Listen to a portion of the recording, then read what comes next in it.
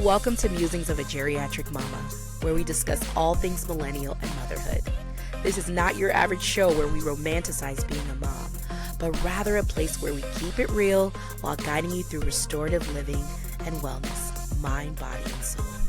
Here you'll find impactful insights from high-achieving moms and mother figures navigating life through this exhausting yet simultaneously rewarding journey. You may laugh or cry and even possibly pee yourself. So do a Kegel or two and hold on to your seat. It's going to be a bumpy ride, but it doesn't have to be a lonely one. I'm your host, Kedna Amey, and thank you for meeting me here.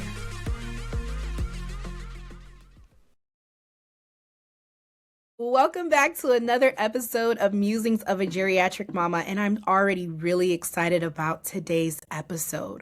We are going to be talking about balancing motherhood while building community and living as a multi-passionate creative. I have a special guest with me today. Chanae Woods-Esq is a lawyer, author, host, wife, mother, daughter, sister, friend, and the visionary founder of Rome 8 Wellness, a faith-driven movement designed to nurture transformation in mind, body, and spirit. Inspired by Romans 8:31, Shanae built Rome 8 as a safe, holistic space where physical wellness meets spiritual renewal, rooted in the belief that if God is for us, who can be against us? Her journey was shaped by years of battling body image, self-doubt, and the pressures of perfection. Through faith, strength training, and deep inner work, she discovered that real change begins from the inside out. Today, she empowers women to live fully, confidently, and fearlessly through her programs, coaching, and community-centered resources. Shanae is also the founder of the Envision Me Conference, a transformational experience designed to help individuals step boldly into their purpose with faith, clarity, and community. A true multi-hyphenate creative, she is committed to helping others rewrite their narratives, reclaim their power, and walk in their God-given identity. Whether she's advocating in the courtroom, inspiring women on stage, hosting meaningful conversations, or showing up with authenticity in motherhood, Shanae embodies what it means to lead with purpose, faith, and resilience. Welcome, Shanae.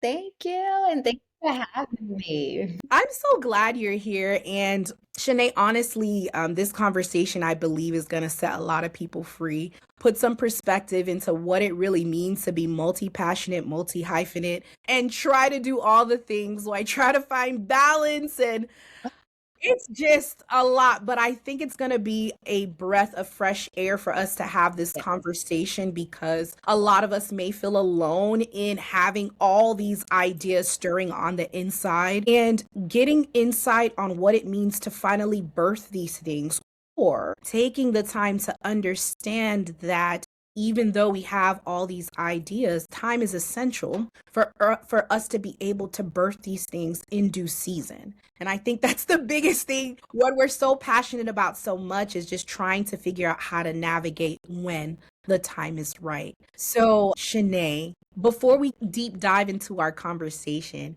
I just want to get your perspective on who Shanae was before motherhood and before creating this community and empire that you're building. So, pre-motherhood, pre-Rom 8, Envision Me, I think that, I can kind of break it up into phases, right? And so, younger me, I think I was a person who maybe always had potential to advocate and to be this person that stands up for others. But because I was so filled with insecurity and shame, I think the enemy really used a lot of things in my childhood to prevent me from getting to where I am now. And so those hurdles that existed early on dealt largely in the realm of attacking my confidence, attacking my faith and belief in myself and my capabilities of what I, could do. And so younger me was insecure, sad. I think high school me and emerging college me was depressed often and constantly still dealing with those body image issues. And then I think there is some bitterness that started to form and did form early on, I would say college days. Okay. And being and meeting my husband, I think it was, God sent in the sense that he helped me, I would say, to discover parts of me that I otherwise probably would not have discovered, right? And Mm, so shedding some of those bitterness that I was holding on to, resentfulness, encouraging me to make amends with certain family members, things of that nature. I think it helped me to start to heal mm, and assisted me to start to see who God had actually called me to be. And so mm, sometimes, God will place people in your lives yeah. to give you a mirror that you Mm, otherwise would not have. And I think that's what God did for me with my husband. He gave me someone who spoke to the inner parts of me and was like, hey, this is how you actually look. And like, literally said to me one night as I was crying, and I think we were newlyweds early on in our marriage, and I'm crying, to sleep about just my weight and how I look and how I feel. And he said to me, I can't wait for the day that you see you how I see you. mm, And it has always stuck with me because before the 90 plus pound weight loss, before walking as boldly as I do in my purpose and my calling, before all those things, he saw me how God saw me, right? That, mm, that sense of like, you are powerful, you are confident, you are beautiful, you are all those things now, not later, but right now you are those things. And so I think it's important, whether it's through your marriage or through relationships that you have with friends, but being around people that can speak life into you and that can hold that mirror up for you, mm, right? And even like clean that mirror for you as well, because we're probably mm, seeing it in a cloudy way and form. I have phases, like I said, phases of who I was. And then even in terms of motherhood, I feel like prior to motherhood, I don't think I had the same level of love that I'm able to display and compassion. mm, Having my son made me realize, like, especially a son with some of the issues that we had to deal with early on, like with the speech delays and some of the behavioral issues, like, it really, really made me realize, like, slow it down and like realize, like, put yourself in someone else's shoes. And I think pre me was just a little more selfish. Pre Aubrey, like probably a little more selfish in some sense. So I not to, be too long winded because I feel like I've been answering this question for a long time now. But I think that it really just, it depends. I think prior to those phases in my life, like I was a different person. And I think now mm, that they I've experienced what I've experienced through motherhood and then mm, also being a visionary through Rameh. I now collectively am just a very more confident me. I think that's more than anything. Like pre those things, I didn't walk in the same authority and mm, confidence as I do now because I always say, man, I pushed a baby out on in my room, with no assistance, no nothing, like unmedicated.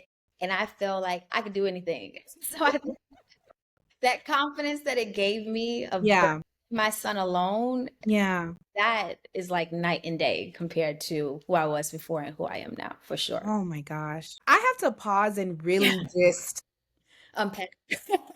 no, like Feel like I'm in therapy. as I'm like digesting it and as the audience has time to reflect, I'm just thinking about transformation. Mhm. And what I heard from what you said is that transformation is something that is pivotal to the foundation you build for that next becoming.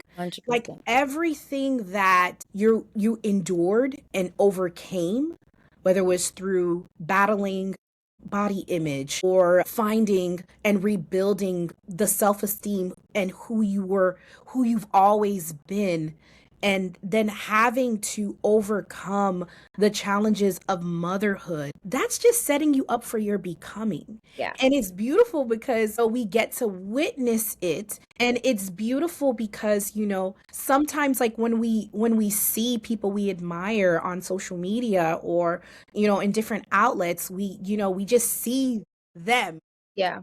this like amazing person, not understanding that they are a person and that Mhm. they had to work through whatever they needed to in order to be where they are, in order to be who we see currently. And what I realized with life is that life is a journey of becoming. And the Shanae in 5 years, or the Kedna in 5 years, or the audience member in 5 years is going to be another iteration. And what matters to me, as long as we're in alignment with our true purpose and calling anyway, it doesn't matter how we got there, what it took, the healing we needed to get there, but we're getting there daily. And I just commend you for your strength, because motherhood alone can just literally shake your identity. It can transform. If you don't find a way to get through the tougher times, it could just change who you are in general. Mhm. And I think like the whole purpose of this show is that we have community so that we don't feel alone in the shifting, so that we really understand that the shifting is a part of the process of becoming. And I'm just excited that I get to witness it, to be honest. And I'm just excited that there's community that you built from everything that you've gone through, Right. and now you're helping other women transform and have these transformational experiences and have these faith driven experiences. And when you have vision like this, Shanae, tell us, like, how do you really stay anchored when life can pull you in so many different directions? So that's the easy answer to that. Is completely God. Like I think Mm, that if I did not have God in my life, honestly, I don't know where I mm, would be. I feel like, well, actually, I do know where, right? Because I feel like I've experienced life mm, hand off of me when I wanted to be rebellious, and I'm sick of it and all this other stuff. I've had my moment, and I remember telling God, like, I know what it feels like when mm. the favor that you bestow upon me is lifted, and I don't want to experience that again in my life. And so I've made this commitment that it's him and I. Yes. Whether or not, I think sometimes whether or not I want to either, like he's not going to let me go. He's made it crystal clear, like, you are mine, I am yours, and we're in this together. And I think that that experience, if I didn't have my faith, I'm not quite sure how I would navigate what this world without it. And so I a strong believer in that. So sometimes like we look kind of put God on this like separate little corner that we pick him up when it's Sunday, right? We might go, this is my God day, and then I'm going back and navigating life regular. Right. Just think like, why take the harder route when, you have somebody that knows all, sees all, done it before, created the thing. Like, why would I not seek that person to help and guide me through all of these life circumstances? So I think from my perspective, I do a lot, I carry a lot. My capacity to carry a lot is greater because I think God has trained me over the years. Like you said before, like you're kind of building up to this thing, you're becoming constantly. So while I have this great capacity, I do get weary, I do get tired, and sometimes I get unmotivated or I get a little discouraged along the way. And when those situations come, when it happens, I always got to go back to like my why and my who, right?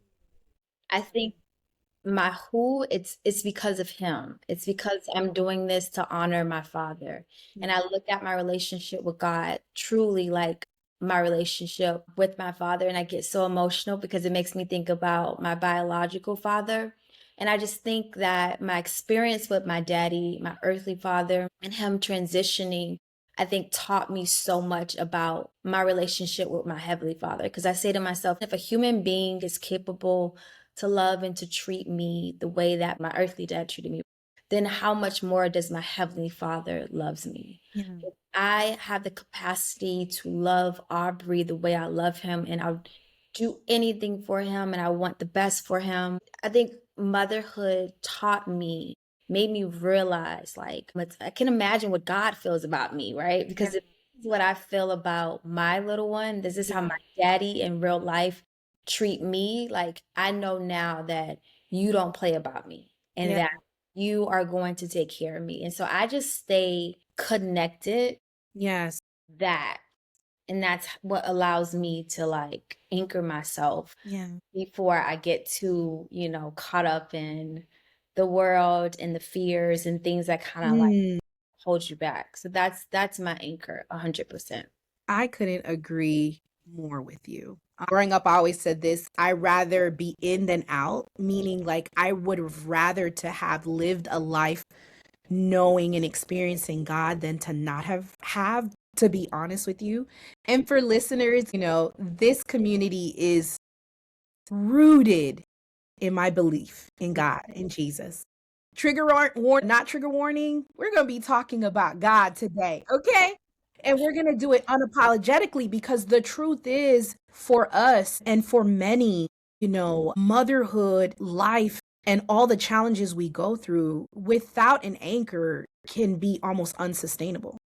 Like how do you navigate loss? Like how do you navigate and lost on so many different levels, like loss Right. of either a loved one, loss of sense of self, loss of a job, loss of financial income. Like how do you navigate the harder things in life? And for me and for my house, we will serve the Lord. We choose to have this intentional relationship in it. And this is not I'm going to go there. This is not the politicized version of faith.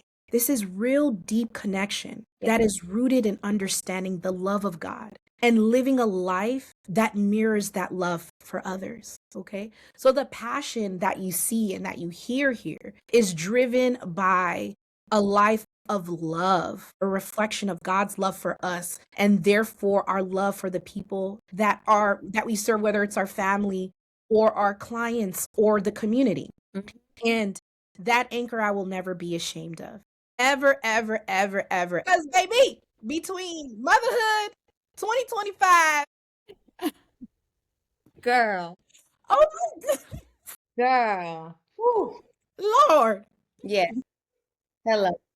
But it's the And truth. I'm glad that I'm sorry to cut you off. I No, just no, want no. to praise you in that area because I feel like as an entrepreneur in any space in life in 2026 and beyond, in so many other spaces, people we can say what we want and have our views, but we live in this cancel culture so much nowadays that it makes you fearful of like, oh, should I say stuff? Should I not? And people have really tried to quiet and silence God for so long. I And I know. told myself when I did this, I was not going to separate God from my business because by the very nature of the name, right? Rom 8, like you Yeah. said in the bio, based on Romans 8. Yeah. I cannot take him out because and I'm choosing not to. Like it's forcefully. You Right. can't remove him from Right. this equation. And so to hear you as, a business owner, as an entrepreneur, and to very make it clear that this community that you have, this platform,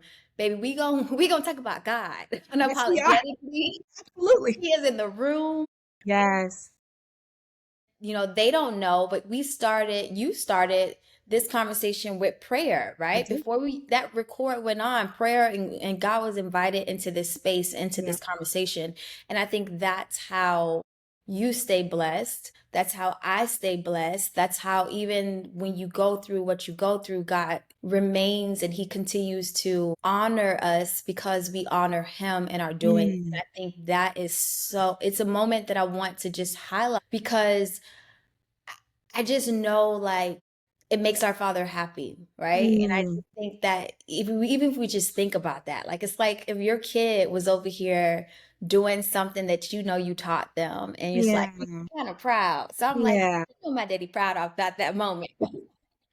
His daughters are honoring him and Mm. in a way that's like, I don't care if you don't want to hear it, but I can't show up without my father. Like he's Honestly, thank you for that space because I've just gone through so much. So many of us have gone through so much. And but God, yeah, okay, or only God, yeah, that we're sitting here having a conversation about the things He put in us. yeah, Like it is a blessing to be able to sit down in the air conditioning and on a yeah. computer and have a computer and have an opportunity to talk about anything, right? So for me, I'm choosing to encourage people because so many of us have gone through so much. Sometimes we feel lost in this life. Right. Even if you're a believer, it does not automatically mean your life is going to be better. It's gonna be worse. Like a lot of times, like I always feel like I have a friend who I shared this with a friend of mine who they're engaged and her fiance made a comment of like, I don't understand why people say like things are gonna get worse or if you're married, like we're basically like we're married now. They live together, so like we don't have issues, we don't have any of those things. And I said, and I couldn't even help myself. I said, the difference is right now you're living a life where the enemy has no reason to bother you. You're doing exactly what he wants you to do. You're, Mm. cohabiting, you're fornicating. All those things are great in his eyes. He don't care. Like life is great for you. The second you add a union to the mix and you put this under a covenant, spiritual covenant with God, now you have something that he does not like, he does not want. And let me see how I can break this union up. Let me Yeah. things that you never experienced before. So I think even as believers, sometimes it might feel as if sometimes we're under attack even more because I feel like now you got something to actually care about because before you didn't when you Yeah. weren't a believer. Like Yeah. look at so many people, even in social media. Like we can look and say like, gosh, this person have this many followers and they're doing all these things and they're talking about nothing. They're talking about foolishness.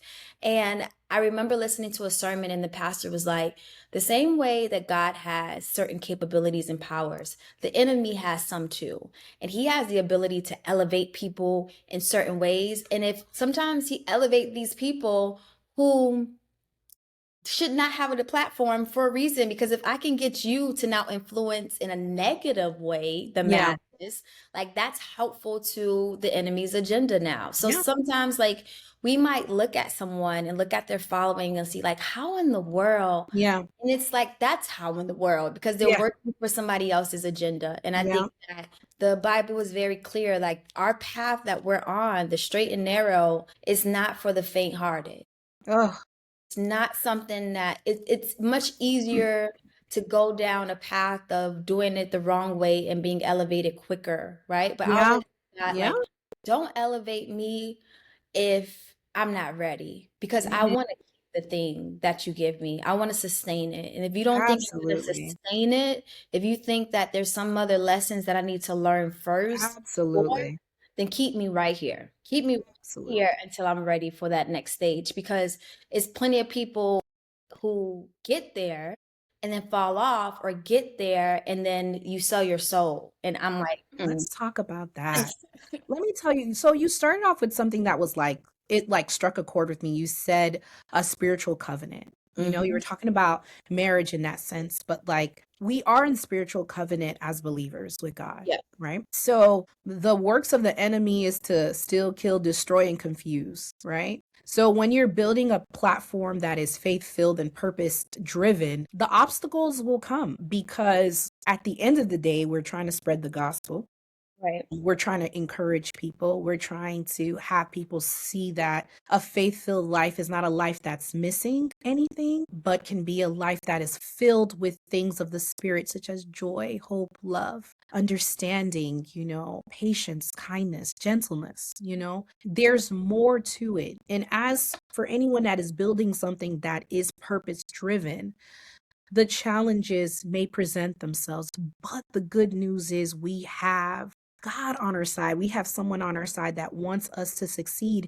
And in these trials and these tests of our faith, that is when our faith is built. Right. In the slower seasons or in the seasons that are more intentional because we took the time to build something that is sustainable, long lasting, purpose driven. In this time, our faith is being built. One of the things that I told myself this year that you also said, because I found myself in a different season where I wasn't doing a million things and going a million miles per hour as I'm used to. When you're multi-hyphenate, when you're multi-passionate, when you're an ambitious woman, I mean, we're used to getting things done. So in this season of it being slower in quotations, it was hard. I had to really internally battle not doing all the things at the same time. Finally, the revelation came a little later because in the beginning, I was just floored. Okay. I was like sad. I was down. I was like asking God, why? Why me? Why now? You know what I want to do. Why am I getting all this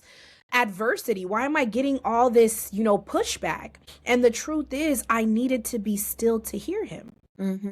I needed to be still to get in alignment, or to understand that the plan that I had may not have been the plan that he really has for me. And like you said, if I'm going to do anything, I want God to bless it, and I want it to be at the right time. Because sometimes if we elevate too quickly and at the wrong time, we're not going to be able to handle it. Because attention is attention, whether it's negative or positive, and we need to have the foundation to be able to stand solid on what we're trying to convey. Right. Shanae, you were a lawyer, an author, a host, a founder, a visionary, a wife, a daughter, all the things. Like, how did you learn to embrace your multi-passionate identity instead of trying to choose one lane? It took time. Okay. And going back to what you said at the very beginning, like all the experiences that you have, every situation God places you in or you place yourself in, even out of being rebellious, Yeah. it's all, I'm a strong believer in Romans 8:28. Like heart and core of me believes that so much. Like all things work for my good. I really, really internalize that. And so I think looking back at my life, I was building almost like a muscle, right? Like starting with I'm in school and I'm in this club, and then next thing you know, I'm running for president. Then after Right. that, I'm juggling this and I'm that. So all these things add up to it. And so when it came down to it, law school I think gave me a good training ground for being able to multitask and to do a Sure. lot of things at one time. And the more and more I would do that, the better I got at it. And I think it's Mm. even in a sense of motherhood, being a wife, it's multitasking, right? Even if you're doing one assignment, you're not just doing that one thing, right? You're, doing drop off, and then you're packing lunch, and then you got to figure out what they're going to eat for dinner. And some people, they do that solo. I'm blessed to have someone to help me, right? I have a partner in this, but motherhood in itself is multifaceted. Like you have Yeah. multiple assignments that's a part of that one assignment. And so I struggled with initially, I would say, being a lawyer and also having this creative. Mm. That was probably the biggest struggle more than any other struggle, because in my mind, I was a little bit too caught up with what others would perceive me as, right? And so Mm. when you do something intellectual, you want the intellects and your peers to look at you a certain way. So in my mind, I'm thinking, okay, how can I be this creator but also this attorney? And I don't want people to not take me seriously because that is where I think I battle with more than anything else. Not the battle of if I can handle these things. God had already taught me, right? Like looking at David only was able to conquer Goliath because he had already killed a lion and a bear prior to that. Yeah. Right. And so God had already prepared him. He knew he could handle that. He knew he had the capacity. So it's never been an issue of if I'm able to handle something. That I'm pretty sure I can. God taught me and showed me that I could. Mm-hmm. Where I found to be the most, battle was getting over what other people thought. Mm. Anything else. It's not that I didn't think I could do it. I know I can do it. It's just like, well, how is this going to look? Mm. Me doing all these things, and they probably think I'm not a good mom because they don't really see me around my son like that. And then if I don't post my son, then they think I'm this non-existent mother. All these things was just Yeah. like more so about perception than reality. And so to answer in something, succinctly, the training helped of me knowing that I was able to walk into this space and handle multiple things.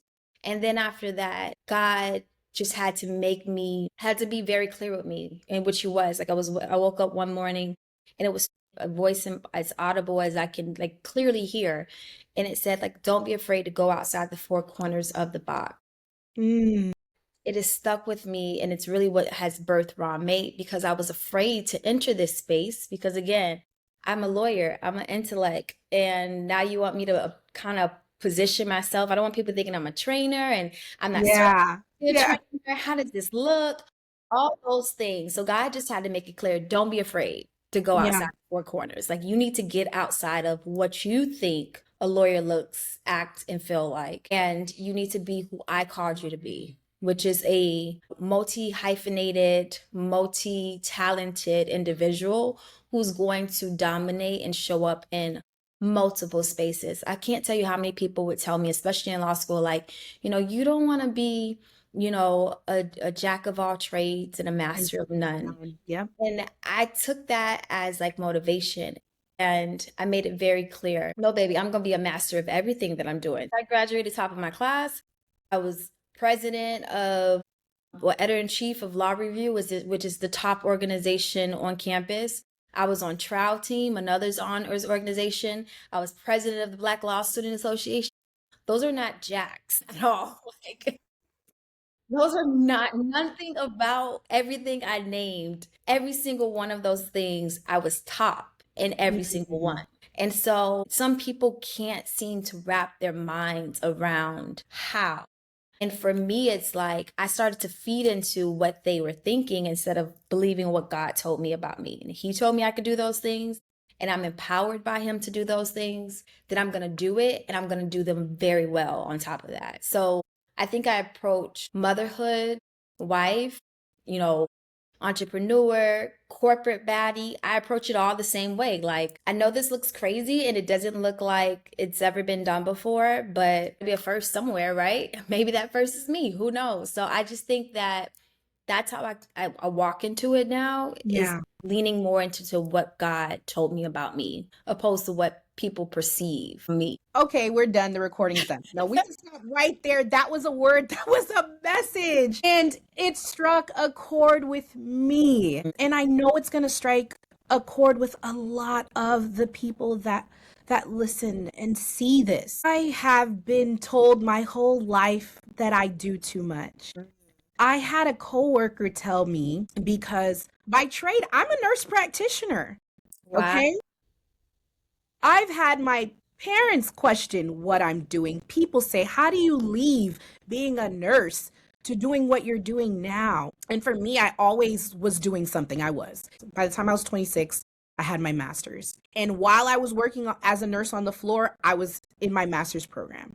I worked night shifts so that I can go to school during the day. And then while I was waiting to get my first job, I worked in, the recovery room in the hospital, and also taught at a local community college nursing. And I was in the choir, and I served at church, and I was doing all the things. And one of my coworkers, because she, I guess, could see the overwhelm or whatever, was like, you have too many eggs in your basket. And that actually crippled me for some time.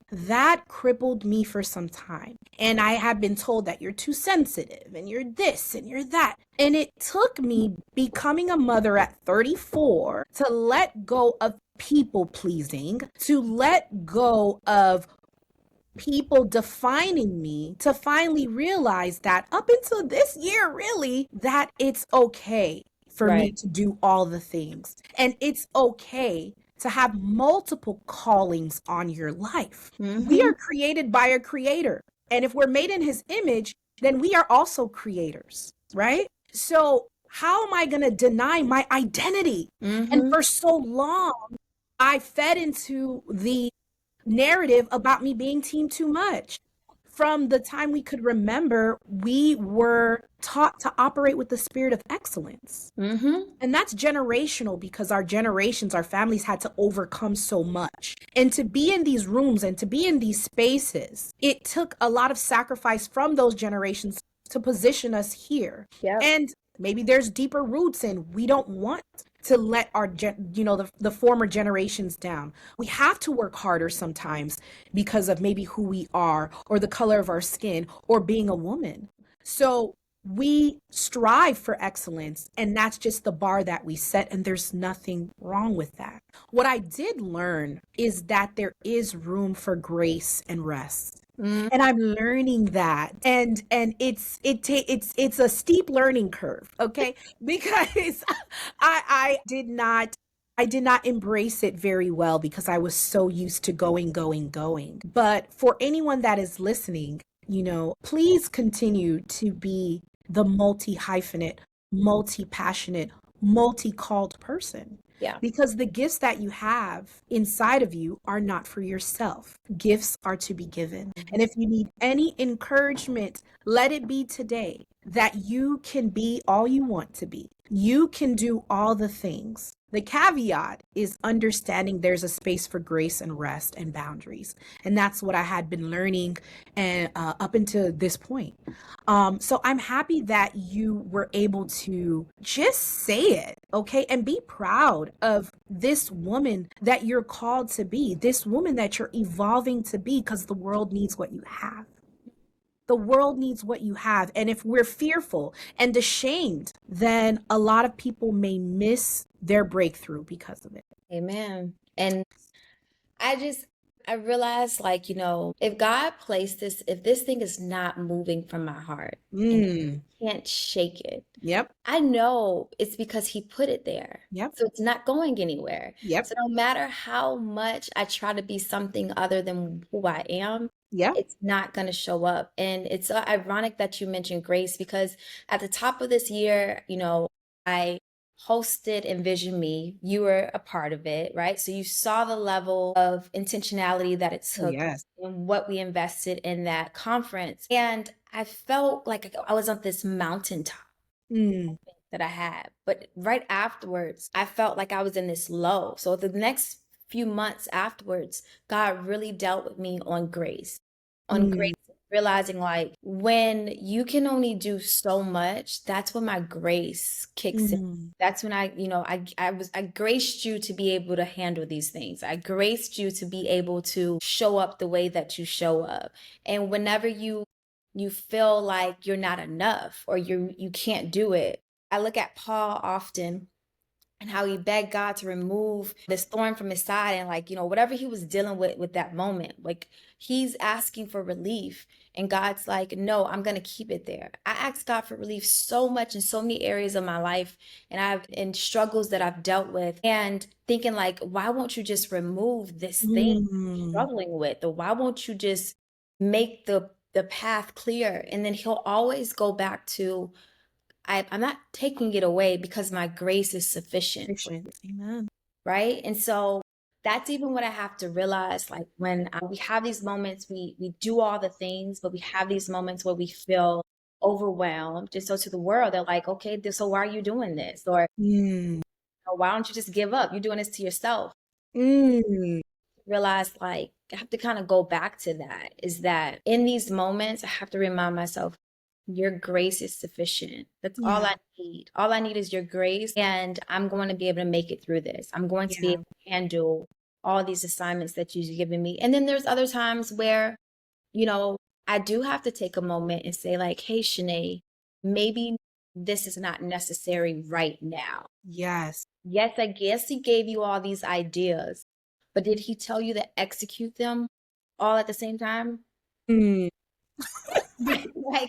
did he tell you to do that? Like, let's just reevaluate that. Like, yes, but even kind of pulling it back to saying, like, I always tell God, like, I want to be a good steward over things that he's given me. Yes. The marriage that he's blessed me with, the child that he's, blessed me with, the career that he's blessed me with, the home that he's blessed me with. How do I be a good steward over those things, right? Yeah. So when I do think I'm going a little too hard and I'm invest a little bit too much in one thing over the other, I kind of peel it back a little bit to evaluate, when we're talking off camera about some of the things I'm reevaluating right now. But I think that that's necessary in order for God to continue to give you more too.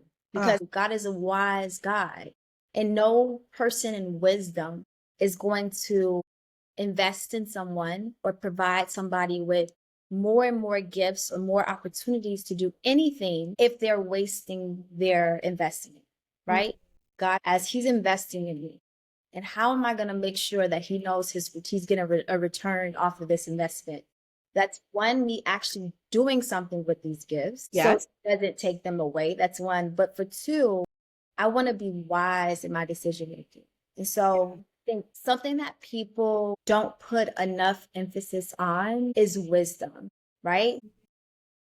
Teaches us so much about wisdom and realizing like, and it refers to wisdom as a woman, as a she, as a her, right? And so she screams at the top of like the rooftop, begging people to listen to her and all these things. Like the way that Proverbs describes it, it's like, if you have wisdom, everything else, it will automatically fall into place. So I seek God's wisdom to teach me how to handle and how to be this multifaceted woman, because what I don't want to communicate, and I'm careful with, is that I am a proponent of marriage.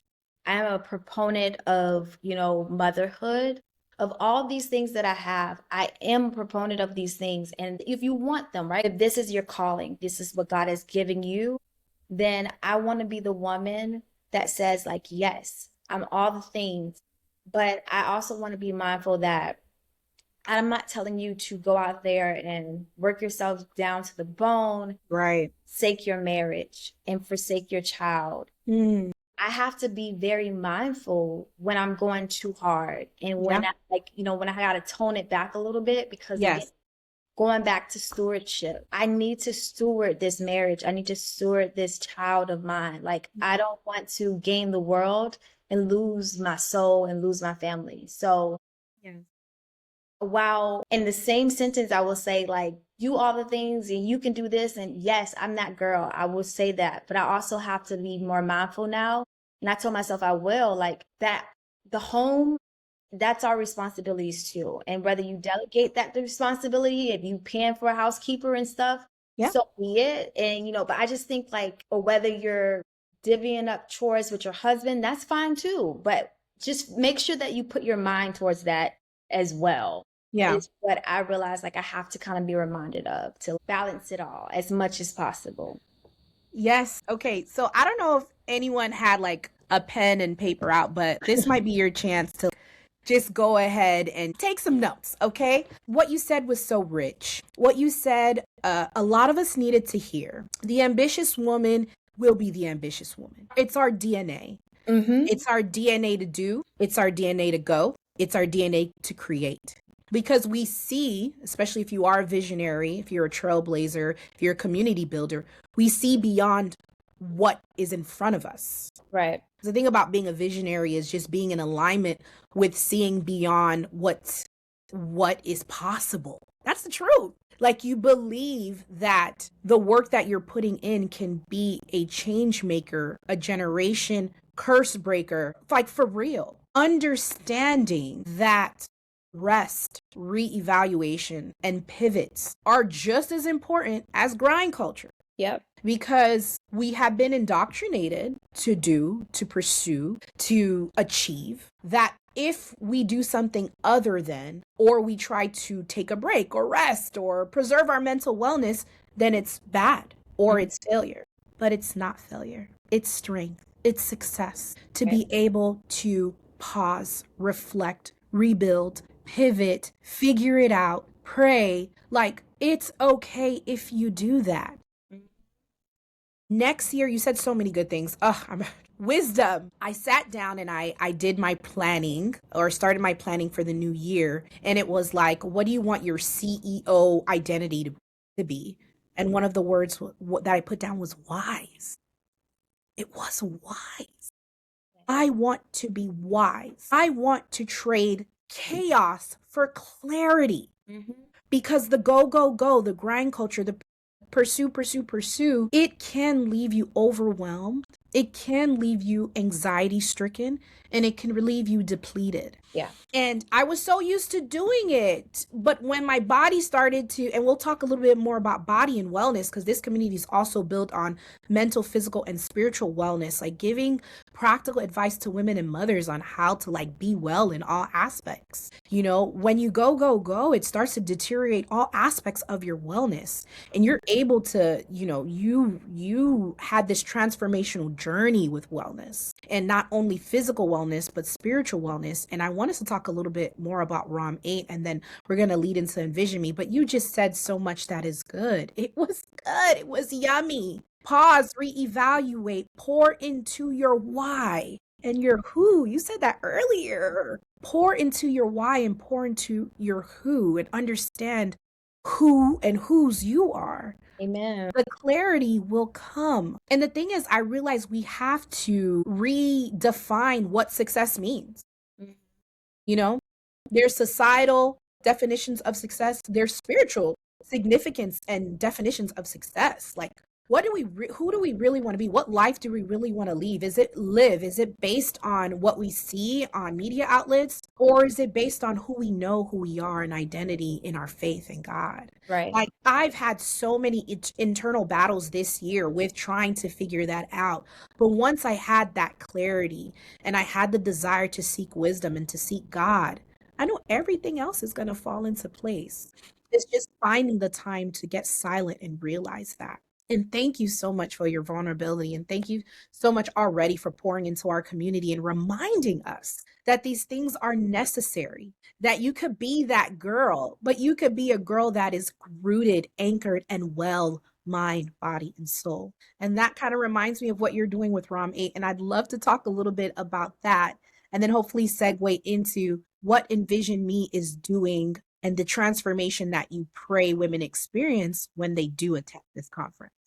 Absolutely. So, ROM is a lifestyle brand that God placed on my heart to create that really help women align and live a purpose-driven life, right? Through mind, body, and soul. And so we primarily do that through creating events that blend beauty, faith, wellness in a way that feels modern and approachable. Because I think growing up in ministry, I've grew up in church my whole life, and I've always loved the Lord. But my relationship with God really became established when I chose to have a relationship with Him, right? It's like any other person. You can't say, like, you know, I used to say to my mom, like, well, how do you know you're hearing God? And she as simply was like, you know my voice, right? If you close your eyes and I was talking, you'd be able to identify that I was your mom or it was your dad. And that's because you spent so much time with us. Familiar My with girl, come know on. the person, right? Yeah. It's the same exact thing with God. It's that if you spend enough time with Him, Mm, you don't have to question whether or not you heard Him or who He's talking to you. And mm, so my experience with God and birthing Raw Mate was just that I gotten so in tune with who I was speaking to. And so it was clear that this is what He wanted me to create, a company that almost models what He did for me in my life, mm.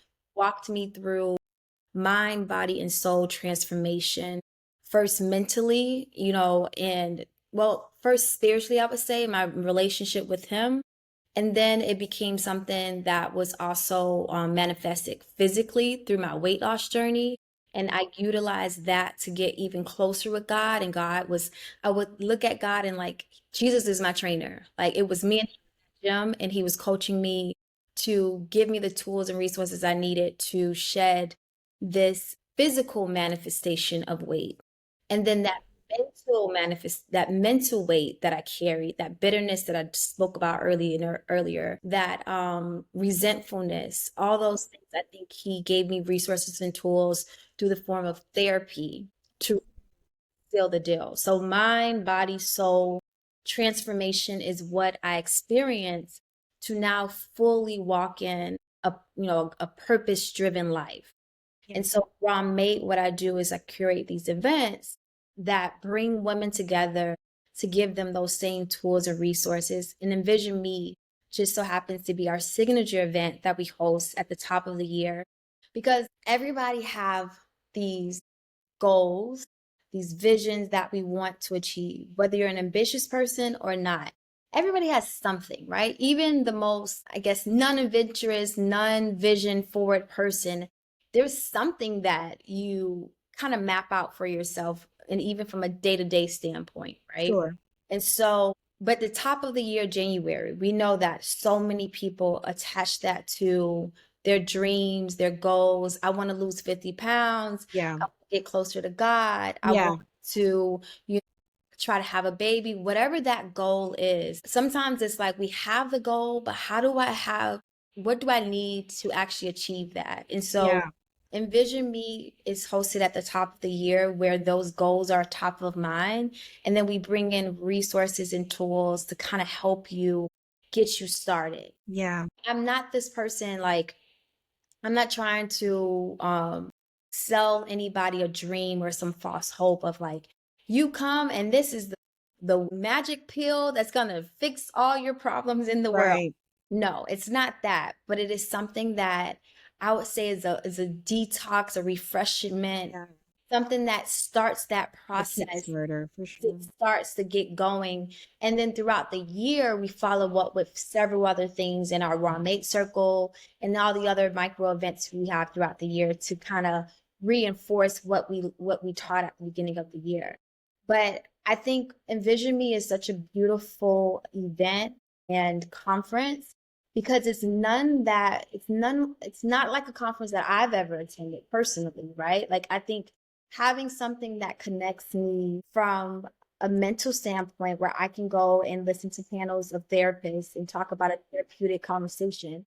But at the same time, I can also talk to someone about my physical changes.